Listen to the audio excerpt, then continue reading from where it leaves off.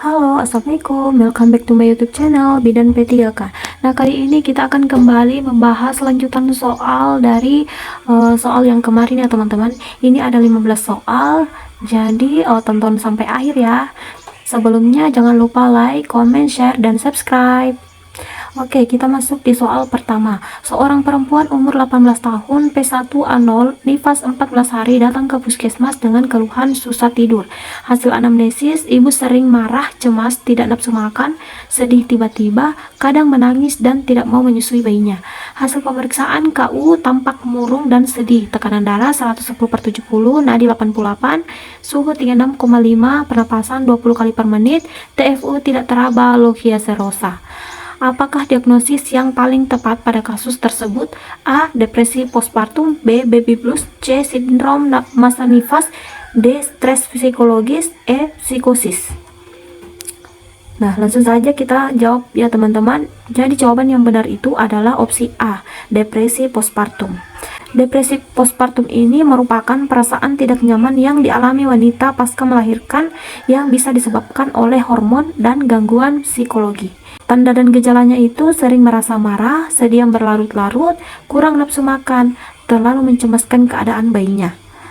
Nah, bagaimana penanganan depresi postpartum? Yang pertama, memberitahu perasaan ibu, jangan takut untuk berbicara dan mengekspresikan perasaan yang Anda inginkan dan butuhkan demi kenyamanan ibu sendiri. Jika memiliki masalah, segera diberitahukan pada pasangan dan orang terdekat. Yang kedua, dukungan keluarga dan orang lain itu penting. Jadi itu diperlukan selama masa nifas. Nah, dukungan emosional dari lingkungan dan juga keluarga akan membantu dalam mengatasi frustasi yang menjalar. Jadi jawaban yang tepat itu adalah opsi A, depresi postpartum. Soal yang kedua, seorang perempuan umur 32 tahun, P1A0 melahirkan spontan di rumah sakit 15 menit yang lalu, namun plasenta belum lahir. Sudah dilakukan PTT. Hasil pemeriksaan tekanan darah 110/80, nadi 80, suhu 36,5, pernapasan 18 kali per menit, TFU setinggi pusat, kontraksi baik, dan kandung kemih kosong. Prosedur apakah selanjutnya yang tepat pada kasus tersebut? A. Eksplorasi, B. Manual plasenta, C. Pemasangan infus, D. Kompresi bimanual interna, E. Suntik oksitosin 10 intraunit di paha intramuskuler. Nah, ini tentu saja yang benar itu adalah opsi E ya teman-teman, karena kata kuncinya di sini baru postpartum 15 menit, artinya masih butuh disuntikkan oksi kedua. Nah, kita lihat pembahasannya. Penanganan manajemen aktif skala 3 yaitu pertama memeriksa fundus uteri apakah fundus uteri ganda atau tunggal. Kedua, jika tunggal maka beritahu ibu untuk disuntik. Nah, yang ketiga, suntik oksitosin 10 unit di sepertiga paha atas bagian luar. Keempat, jika ada kontraksi, lakukan peregangan tali pusat terkendali. Kemudian yang kelima, dalam waktu 15 menit pertama setelah penyuntikan dan PTT plasenta tidak lahir, maka dilakukan penyuntikan kembali oksitosin 10 intraunit intramuskular di sepertiga paha atas bagian luar, dan kembali dilakukan PTT jika uterus berkontraksi. Jadi jawaban yang tepat itu adalah opsi E, suntikan oksitosin 10 unit di paha secara IM. Oke, soal ketiga. Seorang perempuan umur 22 tahun G1P0A0 hamil 40 minggu datang ke PMB dengan riwayat DM. Saat ini sedang dalam proses persalinan kala 2. Setelah kepala janin lahir, tidak terjadi putar paksi luar. Apakah diagnosa yang tepat pada kasus tersebut? A. Partus lama, B. Partus precipitatus, C. Partus tak maju, D. Distosia bahu, E. Partus serotinus. Nah, sebelumnya kita lihat kata kuncinya ya teman-teman. Kata kunci dari soal ini itu adalah ibu dengan riwayat DM. Dan kata kunci kedua itu sudah masuk kala 2, terus kepalanya sudah lahir, namun tidak bisa putar paksi luar. Tentu saja ini adalah kasus distosia bahu. Mengingat ibu dengan riwayat DM akan melahirkan bayi besar. Oke, kita lihat penjelasannya. Kepala sudah lahir tetapi tidak dapat putar paksi luar, ditambah dengan ibu dengan riwayat DM. Pada ibu yang riwayat DM, maka akan melahirkan bayi besar. Bayi besar akan sulit mengalami putar paksi luar, maka dari itu disebut dengan distosia bahu, yaitu persalinan sulit yang ditandai adanya hambatan kemajuan dalam persalinan. Jadi jawaban yang tepat itu adalah opsi D ya teman-teman, distosia bahu. Kita lanjut soal keempat. Seorang perempuan umur 23 tahun P1A0 postpartum hari ke-1 di PMB dengan keluhan bayi belum mau menyusu. Hasil pemeriksaan tekanan darah 110/70, nadi 78, suhu 36,8, pernapasan 22 kali per menit, TFU 2 jari di bawah pusat, kontraksi keras, kolostrum positif, refleks rutin positif. Bidan melakukan bimbingan teknik menyusui yang benar. Langkah pertama adalah merangsang bayi untuk membuka mulutnya. Bagaimana langkah selanjutnya? A. Menyentuhkan puting susu pada pipi atau sisi mulut bayi. B. Menyentuh hidung bayi dengan puting susu. C. Menekan dagu bayi dari arah belakang atau bawah. D. Menyemprotkan air susu ke dalam mulut bayi. E. Memaksa puting susu masuk ke dalam mulut bayi. Jadi jawaban yang benar itu adalah opsi A. Di mana teknik menyusui yang benar itu, yang pertama, sebelum memulai menyusui, puting dan areola mama dibersihkan terlebih dahulu dengan kapas basah atau ASI dikeluarkan sedikit. Kemudian dioles pada puting dan sekitar kalang payudara. Kemudian yang kedua, bayi diletakkan menghadap perut ibu atau payudara. Ketiga, payudara dipegang dengan ibu jari di atas dan jari yang lain menopang di bawah. Jangan terlalu menekan puting susu atau kalang payudara saja. Kemudian keempat, bayi diberi rangsangan agar membuka mulut untuk rutin refleks dengan cara menyentuh pipi dengan puting susu atau menyentuh sisi mulut bayi. Kelima, setelah bayi membuka mulut, dengan cepat kepala bayi didekatkan ke payudara ibu dan puting susu serta kalang payudara dimasukkan ke dalam mulut bayi. 6.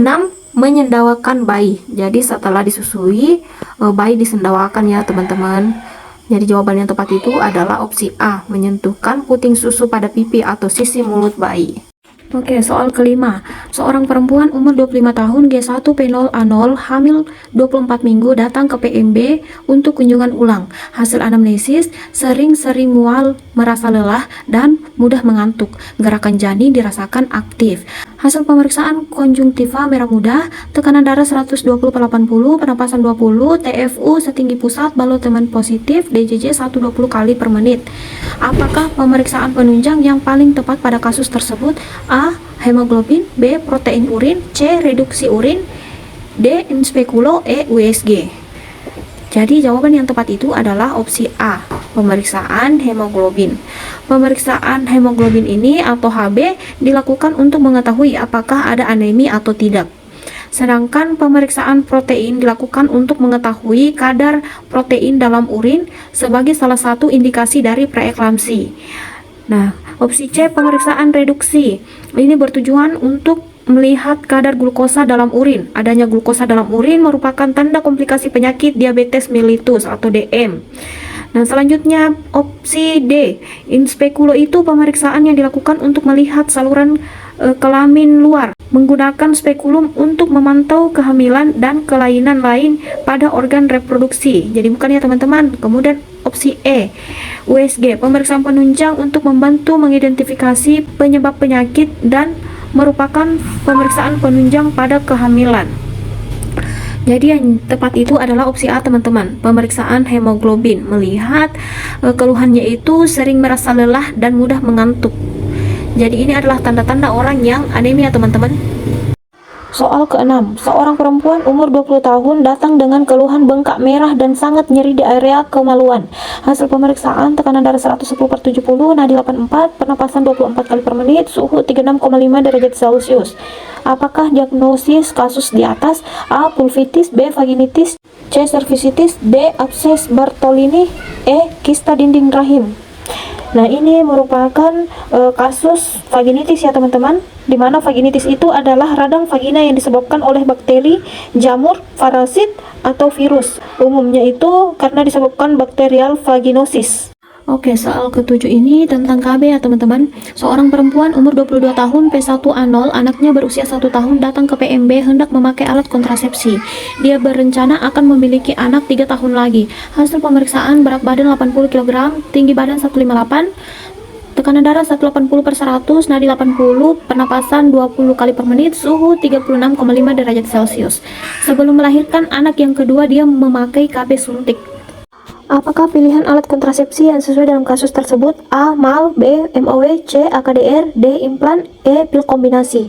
Kita lihat kata kuncinya teman-teman. Berat badan dari perempuan ini adalah 80 kg, sementara tinggi badan 158. Bisa jadi ini dalam kategori obesitas, berat badan berlebih. Nah, kita lihat lagi tekanan darahnya juga tinggi 180/100. Jadi alat kontrasepsi yang tepat itu adalah AKDR yang non hormon. Oke, kita lihat pembahasan. Opsi A, MAL tidak bisa digunakan lagi karena usia anak sudah 1 tahun. MAL-nya hanya bisa digunakan sampai 6 bulan saja. Kemudian opsi B, MOW tidak dapat digunakan karena ibu masih menginginkan anak lagi.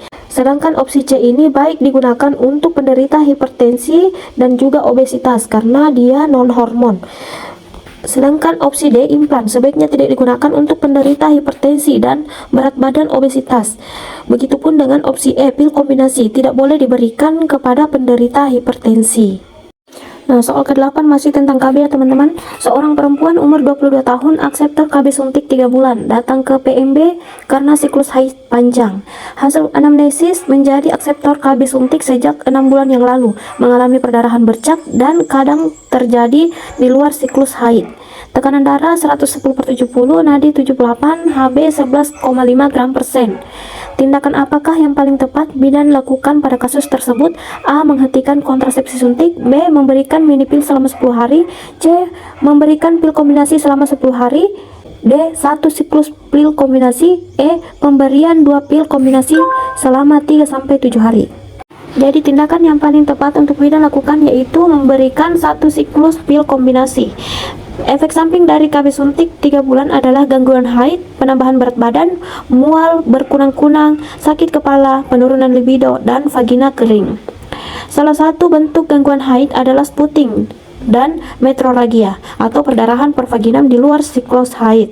Penata laksanaan efek samping spotting dan metrorragia adalah jika ibu tidak merasa terganggu, maka tidak perlu diberi obat. Bila cukup mengganggu, dapat diberi pil KB 3x1 tablet selama 7 hari, 1 siklus pil kontrasepsi kombinasi, dan ibuprofen 3 kali sehari untuk 5 hari. Jadi jawaban yang tepat adalah opsi D ya teman-teman. Oke, soal ke-9. Seorang perempuan umur 29 tahun, P1A0 postpartum 6 hari, datang ke PMB untuk kunjungan ulang. Sebelum melaksanakan asuhan, bidan X menjelaskan tindakan yang akan dilakukan dan meminta persetujuan ibu untuk dilakukan pemeriksaan. Apakah tindakan yang dilakukan bidan tersebut? A. Informed choice. B. Menjaga privasi klien. C. Informed consent. D. Pendokumentasian. E. Legal aspect.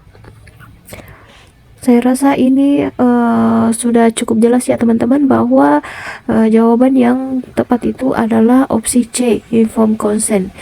Nah, kita lihat kembali. Informed consent adalah penyampaian informasi dari dokter atau perawat kepada pasien sebelum suatu tindakan medis dilakukan. Hal ini penting dilakukan karena setiap pasien berhak mengetahui risiko dan manfaat dari tindakan medis yang akan dijalaninya. Nah, jadi jawabannya itu C. Sedangkan opsi A, informed choice, adalah membuat pilihan setelah mendapatkan penjelasan tentang alternatif asuhan yang akan dialaminya. Opsi B, menjaga privasi klien, ada merupakan prinsip etik dalam kebidanan. Pendokumentasian ini adalah sebuah cara yang dilakukan untuk menyediakan dokumen-dokumen dengan menggunakan bukti yang akurat dari pencatatan sumber-sumber informasi khusus dari keterangan atau tulisan wasiat, buku, undang-undang, dan sebagainya. Kemudian opsi E, legal aspect, yang merupakan aturan kebidanan dalam memberikan asuhan kebidanan sesuai lingkup wewenang dan tanggung jawab pada berbagai tatanan pelayanan termasuk hak dan kewajibannya.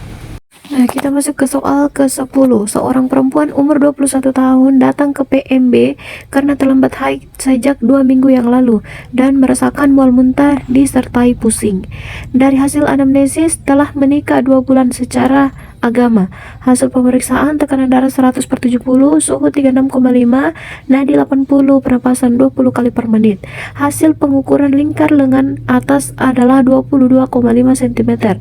Tes HCG urin positif. Bidan memberikan surat rujukan dan menyarankan melakukan pemeriksaan kehamilannya di puskesmas. Apakah alasan bidan melakukan rujukan pada kasus tersebut? A. Hipotensi, B. Premi muda, C. emesis gravidarum, D. Kekurangan energi kronis, E. kehamilan di luar nikah. Kita lihat kata kuncinya teman-teman. Hasil pengukuran lingkar lengannya itu hanya 22,5 cm. Jadi ini adalah kasus kekurangan energi kronis. Jadi ini jawabannya D ya teman-teman. Itu diketahui dari pengukuran lingkar lengan ibu hamil yang kurang dari 23,5 cm atau di bagian pita merah lila. Lanjut, soal nomor 11. Seorang perempuan umur 23 tahun P1 A0 dalam proses persalinan di rumah sakit. Hasil pemeriksaan kontraksi baik, kepala nampak di vulva, perineum tinggi dan kaku. Akan dilakukan episiotomi. Posisi apakah yang tepat untuk dilakukan tindakan pada kasus tersebut? A. Trendelenburg, B. Semivoller, C. Niches, D. Voller, E. litotomi. Nah, soal ini kata kuncinya akan dilakukan episiotomi teman-teman. Posisi yang tepat untuk tindakan episiotomi adalah litotomi, di mana posisi litotomi ini akan memudahkan dalam menggunting dan menjahit perineum. Soal berikutnya nomor 12. Seorang perempuan umur 30 tahun datang ke rumah sakit dengan keluhan gatal pada daerah kemaluan. Hasil anamnesis keputihan, panas, dan merasa nyeri waktu kencing. Hasil pemeriksaan KU baik, kesadaran kompos mentis, tekanan darah 110/70, nadi 90, pernapasan 24, suhu 38 derajat Celcius. Vulva tampak berwarna merah dan bengkak, serta terdapat cairan berwarna putih. Diagnosa apakah yang paling tepat pada kasus tersebut? A. Bartholinitis, B. vulvitis, C. endometritis, D. cervitis, E. vaginitis. Nah, kasus ini merupakan kasus vulvitis. Vulvitis ini adalah suatu kondisi peradangan pada vulva yang dapat menyerang wanita dalam rentang usia berapapun. Gejalanya yaitu rasa sangat gatal di alat kelamin, terutama pada malam hari, keputihan, rasa terbakar, dan kulit pecah-pecah di sekitar vulva, kulit bersisik dan area putih yang menebal di vulva, bengkak dan merah di labia dan vulva. Kemudian ada benjolan berisi cairan atau blister pada vulva. Nah, soal selanjutnya nomor 13. Seorang perempuan umur 31 tahun G3P2 A0 usia kehamilan 32 minggu datang ke puskesmas Ponet diantar suami dengan keadaan kejang, muka sembab, dan kaki udem. Tim Ponet bekerja cepat. Satu petugas mempertahankan jalan napas, satu lagi melakukan regimen MgSO4, satu lagi melakukan kateterisasi dan pemeriksaan terfokus. Hasil pemeriksaan pembukaan 9 cm porsio tipis, ketuban utuh, penurunan kepala di HOTS 3, UUK kiri depan, protein urin positif 3. Tindakan awal apakah yang paling tepat pada kasus tersebut? A. Menstabilkan pasien, B. Memecahkan ketuban, C. Memeriksa refleks patella, D. Kolaborasi untuk vakum ekstraksi, E. Merujuk pasien ke rumah sakit sesegera mungkin. Oke, kita lihat kata kunci dari soal ini. Kata kuncinya yaitu pasien eklamsi atau kejang. Nah, tindakan awal apakah yang paling tepat pada kasus tersebut? Tentu saja tindakan awalnya itu menstabilkan pasien. Menstabilkan pasien itu dengan memperhatikan pernafasannya, segera pasang O2, kemudian sirkulasinya pasang infus, dan pemberian obat MgSO4 secara perlahan sesuai dengan SOP. Baru kemudian kita lakukan rujukan. Oke, soal berikutnya. Seorang perempuan umur 24 tahun G1P0A0 usia kehamilan 38 minggu datang ke BPM dengan keluhan nyeri perut sejak 2 jam yang lalu. Hasil anamnesis sering pusing sejak 1 bulan yang lalu. Hasil pemeriksaan tekanan darah 100/70, nadi 80, pernapasan 20, suhu 36,5, TFU 34 cm, DJJ 105 kali per menit, HB 11 gram per sen, protein urin negatif. Diagnosis apakah yang paling tepat pada kasus tersebut? A. Gawat janin, B. Anemia ringan, C. Kehamilan normal, D. Suspek janin besar, E. Hipotensi. Nah, lihat dulu teman-teman kata kuncinya sebelum menjawab. Kata kunci dari soal ini adalah DCC-nya yang 105 kali per menit. Normal DCC itu adalah dari kisaran 120 sampai 160, sementara dalam soal ini DCC-nya hanya 105. Jadi jawaban yang tepat itu adalah gawat janin. Nah, diagnosis gawat janin atau fetal distress ditegakkan bila ditemukan gejala klinis seperti mekonium kental berwarna hijau terdapat di cairan ketuban pada letak kepala. Yang kedua, DCC di atas 160 kali per menit atau tachikardi dan di bawah 100 kali per menit atau bradikardi. Oke, soal berikutnya soal nomor 15. Ini soal yang terakhir ya teman-teman. Seorang bayi laki-laki lahir spontan normal di praktik mandiri bidan atau PMB, menangis merintih, kulit tubuh kemerahan, ekstremitas biru, dan gerakan aktif. Asuhan apakah yang tepat pada kasus tersebut? A. IMD, B. resusitasi, C. rangsangan taktil, D. dirawat dalam inkubator, E. rawat gabung dengan ibunya. Nah, silahkan dijawab ya teman-teman. Tulis di kolom komentar. Nanti pertemuan selanjutnya jika ada yang jawab nanti kita bahas. Oke, sekian dulu teman-teman untuk pertemuan kali ini. Semangat terus belajarnya, semoga dimudahkan dalam ujian yang sudah ada di depan mata. Jangan kendor teman-teman, semangat terus. Gelar ASN ada di depan mata. Terima kasih. Wassalamualaikum warahmatullahi wabarakatuh.